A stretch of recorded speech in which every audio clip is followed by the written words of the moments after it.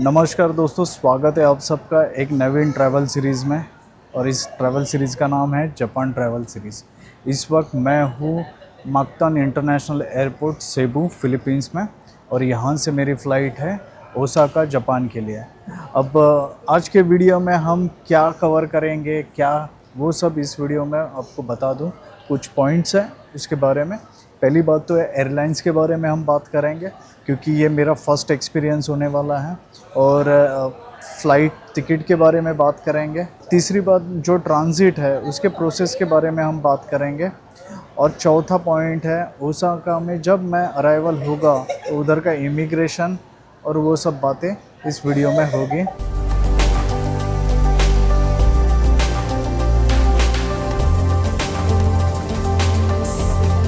ये माकतान international airport Cebu का ये डिपार्चर गेट है। ये कुछ नज़ारे हैं ऐसे सेबू माकतान इंटरनेशनल एयरपोर्ट के। ये टर्मिनल 2 का हो ये पूरी लकड़ी का बनाया हुआ है, अच्छी मूर्ति है। अब बात करते हैं एयरलाइंस की। मैं कौन से एयरलाइंस से जा रहा हूँ। एयरलाइंस का नाम है जीन एयरलाइंस, और ये एयरलाइंस जो है साउथ कोरिया की एयरलाइंस है। मेरा साउथ कोरिया में कुछ घंटों का ले ओवर है, तो वो सब डिटेल्स इस वीडियो में आगे आएगी। मेरी फ़्लाइट है जीन एयरलाइंस बुसान के लिए। अभी तक चेक इन शुरू नहीं हुआ है। ओके, मेरी फ़्लाइट का आ गया इंडिकेटर B1 काउंटर है, B1 और B2 B3। तो अभी मैं जाता हूँ, चेक इन करता हूँ और आपको थोड़ी देर में मिलता हूँ। हो सेबू इंटरनेशनल एयरपोर्ट इस तरह का है। ये A काउंटर है, और ये देखिए बी यहाँ पर है। सी एक्चुअली कुछ बड़ा नहीं है एयरपोर्ट, छोटा ही एयरपोर्ट है। ये देखिए ये बी काउंटर, और 1 2 3 ओसाका के लिए मुझे चेक इन बैग करनी पड़ेगी, क्योंकि 15 kg तक चेक इन बैगेज अवेलेबल है यहाँ पर इस एयरलाइंस के। तो मैं चेक इन करने वाला हूँ बैग को। Good evening.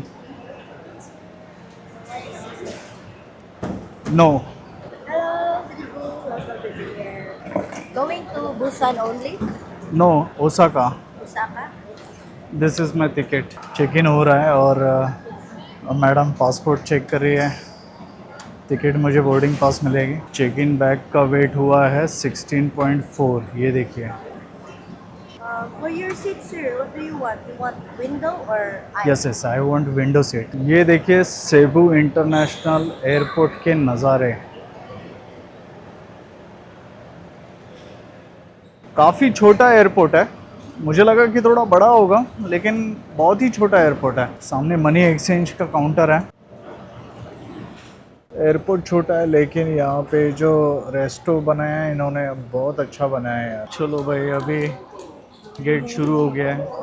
बोर्ड करने जा रहा हूँ मैं। एयरलाइंस के बारे में मैं आपको थोड़ी देर में बताऊँगा। ये रहा एयरक्राफ्ट।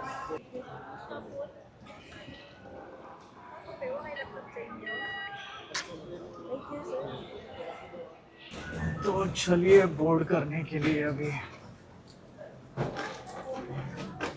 ओ तेरी, बारिश आ गई यहाँ पर। फिलीपींस क्या छोड़ दिया, बारिश यहाँ पे शुरू हो गई। ये देखिए।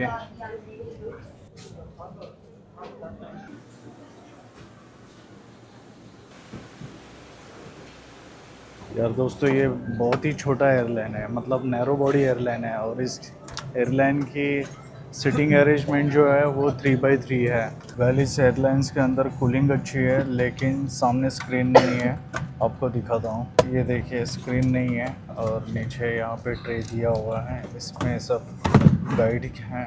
लेग स्पेस की बात करूँ तो इतना बड़ा लेग स्पेस नहीं है। जो हाइटेड बंदा है वो नहीं बैठ सकता है इसमें। भाई इस एयरलाइंस का कूलिंग तो मुझे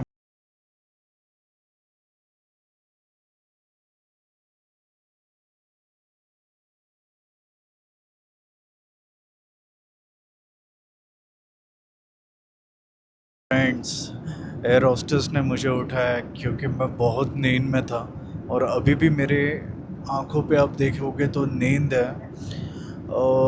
एक्चुअली क्या उन्होंने मुझे इसलिए उठाया क्योंकि मेल बॉक्स दिया हुआ है, तो मैंने वो मेल बॉक्स लिया है, लेकिन अभी कुछ खाने की इच्छा नहीं है। तो मैं आपको दिखाता हूँ क्या है मेल बॉक्स में।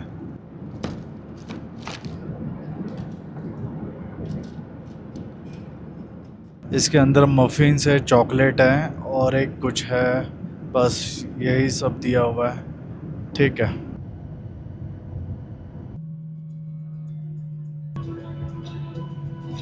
तो अभी मैं आ चुका हूँ बुसान एयरपोर्ट, जो साउथ कोरिया में है, और यहाँ पे मेरा 6 घंटे का ले ओवर है।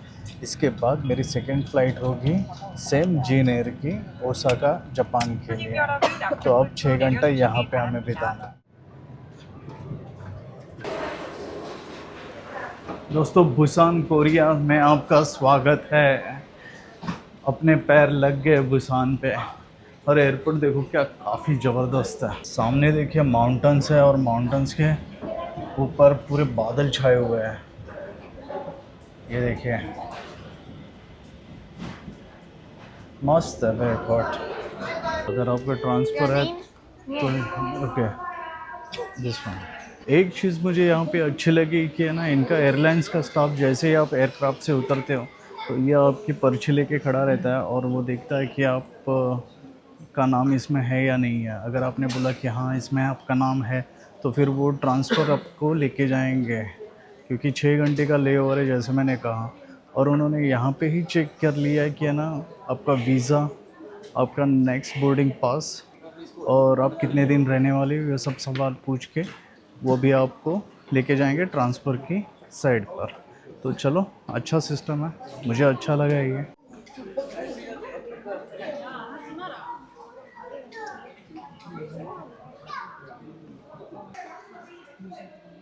देखो भाई, इस एयरक्राफ्ट से आए थे हम, और ये बाकी के एयरलाइंस है। ये कोरियन एयरलाइन है, इनकी गवर्नमेंट की एयरलाइन, खुद की एयरलाइन है, और airbusan.com करके। दोस्तों, सुबह के 11 बज चुके हैं। अभी मैं फ़्रेश होके मेरे गेट के पास आके बैठा हूँ। वैसे तो चेकिंग शुरू हो गई है, और गेट नंबर है मेरा 9। सुबह आपने देखा मैं सेबू से बुसान आया हूँ, और बुसान आने के बाद यहाँ पे बहुत प्रॉब्लम को फेस करना पड़ा। मैं बताता हूँ कौन से प्रॉब्लम है। पूरा आपको सिक्योरिटी रीचेक करना पड़ा, और जो मोहतरमा थी, जो ग्राउंड स्टाफ थे एयरलाइंस के, उसने हमारी पासपोर्ट लिए, बोर्डिंग पास चेक किया, बाद में सवाल पूछे, और सवाल ये थे कि आप कितने दिन के लिए आपको, जो नॉर्मल होते हैं वो सवाल। मैंने बोला 1 हफ़्ते के लिए हूँ। आपकी रिटर्न फ़्लाइट टिकट दिखाई है, वो दिखाई मैंने, अकोमोडेशन दिखाई है, वो भी दिखा दिया मैंने। बाद में उसने मुझे कहा कि चलिए ठीक है, अभी हम सिक्योरिटी क्रॉस करते हैं। सिक्योरिटी क्रॉस करने के गया तो वहाँ पे उन्होंने पूछा आपके पास इलेक्ट्रॉनिक गैजेट्स कौन से हैं। मैंने कहा लैपटॉप है, माइक्रोफोन है, कैमरा है, मोबाइल है, पावर बैंक्स है। तो बोले ठीक है, सिर्फ लैपटॉप निकालिए बैग से। लैपटॉप निकाल के बैग में रख दिया मैंने, और वहाँ पे उनको डिटेक्ट हुआ कि 3 मेरी पावर बैंक थी, 3 पावर बैंक। उन्होंने कहा कि आपके पास 3 पावर बैंक है। मैंने बोला हाँ 3 है। तो बोला नहीं, आप एक काम कीजिए, 2 ही अलाउ है, कोरियन गवर्नमेंट के रूल के हिसाब से आप एयरपोर्ट से सिर्फ 2 ही पावर बैंक लेके जा सकते हो। तो मैंने उनको कहा कि मुझे तो ज़रूरत है ये पावर बैंक है, क्योंकि मेरे गैजेट्स उतने हैं, इसके लिए मैंने 3 लिए। बोले नहीं, आपको एक पावर बैंक यहाँ पे ड्रॉप करना ही पड़ेगा। तो एक बंदा था फ़िलीपींस से, वो बोला ठीक है मैं लेता हूँ वो पावर बैंक, मेरे पास ऑलरेडी एक है, तो मैं 2 बोल रहा था नहीं, अगर आप सिक्योरिटी पहले लेते तो मैं आपको अलाउ करता था, लेकिन एक बंदा सिर्फ 2 ही लेके जा सकते हैं, और आपकी सिक्योरिटी हो चुकी है, आपके पास एक पावर बैंक है, डिटेक्ट हो चुका है, अब नहीं हो जाएगा, इनको ये पावर बैंक यहाँ पे छोड़नी होगी। तो मैंने उनको बोला ठीक है, फिर अभी बहस तो कर नहीं सकते, उनके रूल्स है और रेगुलेशंस है, उनके लिए हम कुछ नहीं कर सकते। मैंने कहा ठीक है, आप ये पावर बैंक रख लो। भाई साहब ने रख ली पावर बैंक, और अभी मेरे पास 2 पावर बैंक्स है, एक कैमरा के लिए मैं यूज़ करता हूँ और एक मोबाइल के लिए। तो एक बात मैं आपको बताता हूँ, अगर आप कभी भी साउथ कोरिया आते हो या साउथ कोरिया से डिपार्चर करते हो तो 2 ही पावर बैंक लेके आ जाइएगा। एक 3 पावर बैंक लोगे तो एक वो यहाँ पे ज़ब्त कर लेंगे। अब बात करते हैं, ये सब होने के बाद आके मैं ट्रांसफ़र पे बैठा। फिर उसने मुझे सवाल पूछा, एयरलाइंस की बंदी ने, कि आप ओसाका क्यों जा रहे हो? मैंने कहा ओसाका मैं जा रहा हूँ क्योंकि टूरिज़्म के लिए जा रहा हूँ, जापान घूमने जा रहा हूँ, टूरिज़्म के लिए जा रहा हूँ। आपके कोई फैमिली फ्रेंड्स जापान में हैं? मैंने कहा कोई नहीं है। ओके, फिर उसने पासपोर्ट लिया, पासपोर्ट के फ़ोटोज़ निकाले और वो बंदा जो सिक्योरिटी वाला बंदा था वो भी आया, तो वो बोला कि है ना इनके पास 3 पावर बैंक थे, तुम्हारे एयरलाइंस में मेंशन करो, ऐसे ऐसे बंदे ने 3 पावर बैंक्स लाए हैं करके।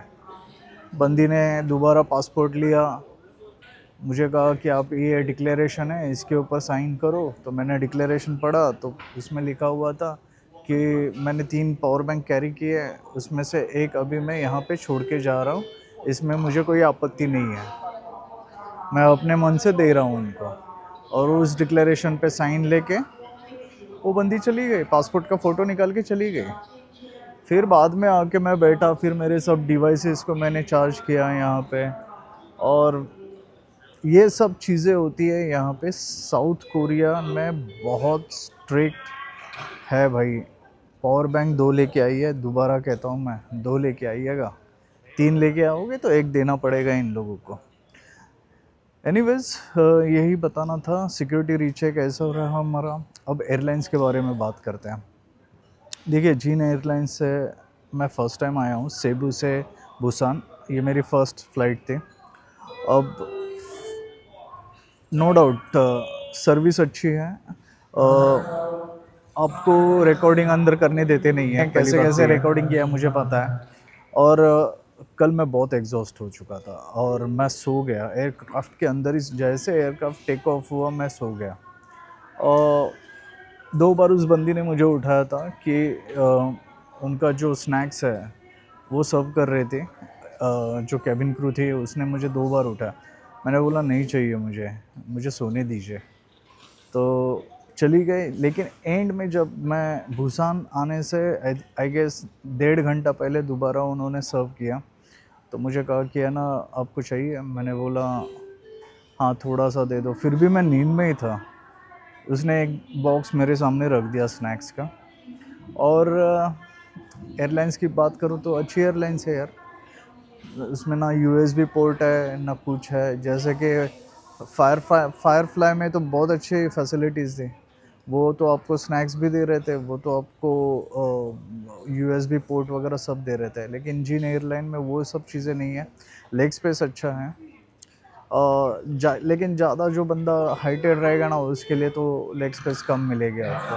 भाई साहब 2 चीज़ें हैं, वो ये चीज़ें हैं कि है ना यहाँ पे इंटरनेट की सर्विस बहुत गंदी है। वियतनाम में भी देखा मैंने और यहाँ पर भी देखा, वाईफाई तो इतना गंदा चल रहा है ना यार। मुंबई एयरपोर्ट सबसे बेस्ट है, मैं तो बोलता हूँ इंटरनेट के मामले में बेस्ट। क्या सर्विस है यार इंटरनेट की, बहुत अच्छा है। यहाँ पे फ्री वाईफाई मिल रहा है लेकिन बहुत स्लो आ रहा है, कुछ काम नहीं कर पा रहे आप, ना डाउनलोडिंग कर सकते हैं ना कुछ। मैं तो सर्फ भी कर रहा था, सर्फ करने के लिए भी बहुत स्लो जा रहा है। तो इंटरनेट यहाँ पे स्लो है। और मैं फ़िलीपींस की अगर बात करूँ तो फ़िलीपींस में तो अगर आप ई सिम लोगे, सिम कार्ड लोगे या मोबाइल डिवाइस लोगे या जो भी वाईफाई डिवाइस लोगे, तो भी आपको बहुत कम सर्विस मिलेगी इंटरनेट की, बहुत ना के बराबर है। हार्डली वो जो स्टिक रहती है ना, वो 1 या 2 स्टिक आएगी आपकी मोबाइल पे, और ये LTE लिखा हुआ आएगा अगर सिम कार्ड या ई सिम है तो। 5G तो बहुत मुश्किल से मिलता है फ़िलीपींस में। ये देखो, ये सामने जो गेट है 9 नंबर, ये हमारी एयरलाइंस का गेट है। अभी 1:35 को यहाँ से हम बोर्डिंग, मतलब डिपार्चर टाइम है फ़्लाइट का। बोर्ड शुरू होगी 12:50 को। तो मैं तो आके गेट के सामने बैठ गया हूँ। वो देखिए जीन एयर के दिख रही है आपको 1:35 की। ये देखो, मैं आपको थोड़ा सा लेफ़्ट में पैन करता हूँ और दिखाता हूँ। ये देखिए जीन एयर कोरियन एयर आ रहा है अभी ये देखिए जेन एयर LJ251 ये वाली देखा आपने, ये देखो ये वाली है हमारी, तो इससे जाएंगे हम। चलो हम आपको फर्स्ट से 11 तक के सब गेट्स दिखाते हैं, कौन से क्या क्या है यहाँ पर। एक बार देख लेते हैं यार, एयरपोर्ट है इधर, वापस आऊँगा कभी पता नहीं, लेकिन आया हूँ तो पूरा कवर करके जाऊँगा। वो बोलते हैं ना, अंदाज़ अपना अपना में एक डायलॉग, आया हूँ तो कुछ ना कुछ लेके जाऊँगा, क्राइम मास्टर गोगो हूँ मैं, वैसे नहीं आया हूँ तो कुछ ना कुछ दिखा के जाऊँगा, नीलेश हूँ मैं। जो सामने दिख रहा है वो गेट 1 है और गेट 2, 3 यहाँ पर है। अब मैं चलता हूँ मेरी गेट की तरफ। यहाँ पे अगर कुछ आपको खाना है तो फूड कोर्ट दिया हुआ है, आप खा सकते हो।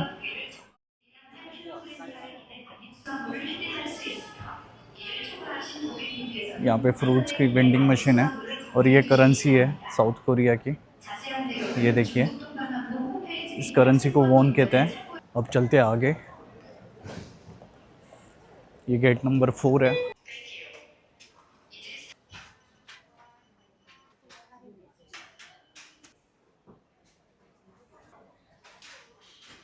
जैक डैनियल $35 के है। ये लिकर डिपार्टमेंट है और यहाँ पे चॉकलेट डिपार्टमेंट है ये।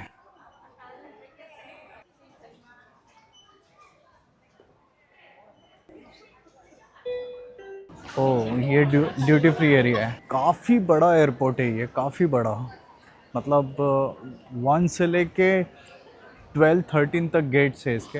अब मैं 4th गेट क्रॉस करके 5th गेट की तरफ जा रहा हूँ और ऊपर आप देख रहे हो वहाँ पे सब लाउंजेस है, एयरलाइंस के लाउंजेस हैं और बियर बार और वो सब यहाँ पे आपको मिल जाएगा। अगर आपको बियर वगैरह पीनी है तो ऊपर जाके बैठ के आराम से बियर पी सकते हो। सामने रेस्ट रूम्स है। अब मैं गेट नंबर 5 की तरफ आया हूँ, ये गेट नंबर 6 है। वहाँ पे आई गेस बोर्डिंग शुरू हो गई है गेट नंबर 7 पर। अगर आप यहाँ पे देखोगे तो मार्ट है, यहाँ से कुछ खरीद सकते हैं, जैसे 7-Eleven है उस तरह का मार्ट ही है खाने के लिए, और कुछ ब्रेवरेज यहाँ पे मिलेंगे। काफ़ी बड़ा एयरपोर्ट है। चलिए मैं तो आ गया हूँ मेरे गेट की तरफ, ये देखिए 9 नंबर गेट है मेरा, और यहाँ से 1:35 को मैं डिपार्चर करूँगा। यहाँ पे चार्जिंग के लिए पोर्ट्स भी दिए हुए, ओह मेगा सेफ चार्जिंग भी है यहाँ पे।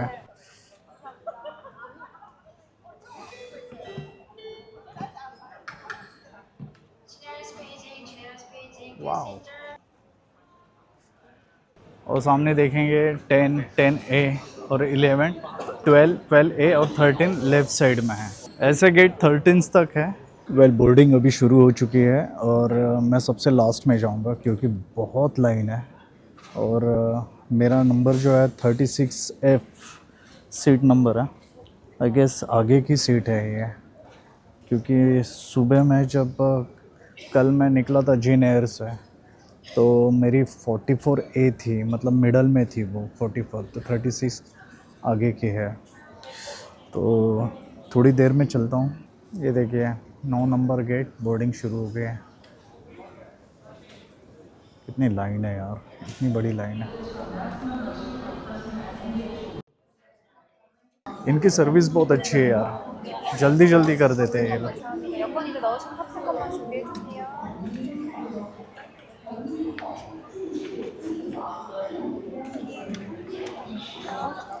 फटाफट है ना सर्विस।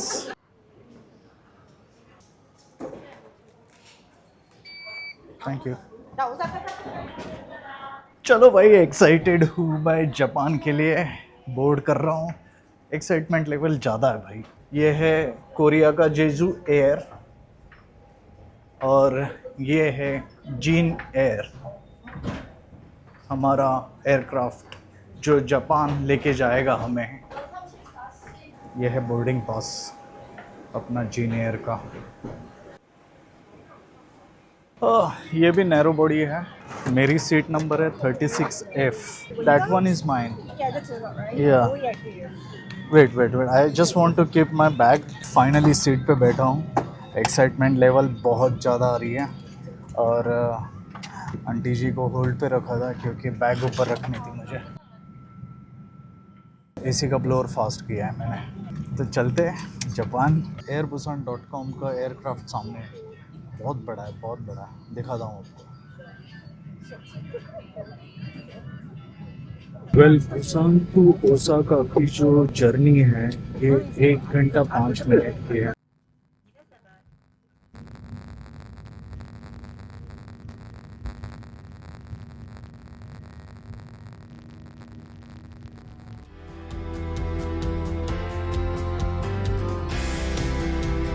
फाइनली लैंड हो चुके हैं Osaka airport. Welcome to Japan. लो भाई, आ गए हैं जापान में और मेरी फ्लाइट में कोई भी इंडियन नहीं मिला मुझे। Welcome to Japan guys. और फाइनली मैं कैंसाई एयरपोर्ट ओसाका आ चुका हूँ। वेदर क्लाउडी है, बारिश नहीं गिर रहा है और ह्यूमिड वगैरह कुछ भी नहीं है, तो अच्छा लग रहा है मुझे। अभी मैं करूँगा अराइवल, उसके बाद फिर इमिग्रेशन और कस्टम्स वगैरह हो जाएगा, लेकिन वो सब नेक्स्ट वीडियो में मैं आपको बताऊंगा। तो आज के लिए ये वीडियो यहाँ पर ही रैप अप करते हैं और नए नेक्स्ट वीडियो में आपको immigration, security, custom, SIM card, transport और ये सब जो बेसिक चीज़ें हैं एक देश में पहुंचने के बाद हमें करनी चाहिए, वो मैं आपको नेक्स्ट वीडियो में ज़रूर दिखाऊंगा। और वीज़ा के ऊपर भी एक वीडियो अलग से बनाऊंगा जिसमें आपको पता चलेगा कि जापान का वीज़ा कैसे अप्लाई किया जाता है। ठीक है, तो पहले मैं इमिग्रेशन की तरफ जा रहा हूँ और ये वीडियो यहाँ पे ही ख़त्म करता हूँ। आई होप आपको Cebu to Osaka via Busan ये वीडियो अच्छी लगी होगी। तो अच्छी लगी होगी तो प्लीज़ कमेंट करके बताइए। कुछ भी डाउट्स हैं इंस्टाग्राम पे डीएम कर दीजिए। ये वीडियो यहाँ पे ही ख़त्म करता हूँ। टाटा, बाय बाय, सी यू।